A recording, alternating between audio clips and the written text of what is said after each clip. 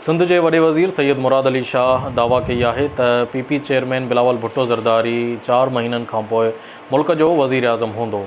दाबे जी economic zone के तक़रीब से खिताब कंदे मुराद अली शाह चयो त बिलावल भुट्टो के वज़ीर आज़म बणजण खां पोइ कराची के बदतरीन शहर करार ॾींदड़ इकनॉमिस्ट इन के बेहतरीन शहर करार ॾींदो। हिन चयो त इकनॉमिक इंटेलिजेंस यूनिट कराची के ही पंहिंजी रिपोर्ट में शामिल करण जे लाहक़ समझो। मुल्क जो को ॿियो शहर इन रिपोर्ट में शामिल नाहे। संदसि जो चवणु हो त इकनॉमिस्ट जे इन ई रिपोर्ट में तालीम ऐं सिहत के मामले में कराची हेठें दर्जे जी केतिरनि ई शहरनि खां घणो मथे आहे।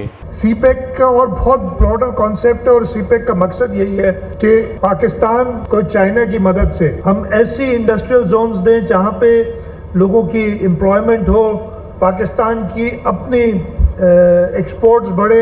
आप इतने वाइब्रेंट शहर को ये तबाह करने, शहर को जैसे पहले किया था ना, अभी जिक्र किया कि शहर की बुराइयां कर करके यहाँ से इन्वेस्टमेंट्स ले जाए। एक और ये साजिश है कि जब कराची वाइब्रेंट हो रहा है। हर खबर पर वक्त खबर ॾिसंदा रहो न्यूज़ लाइन 1।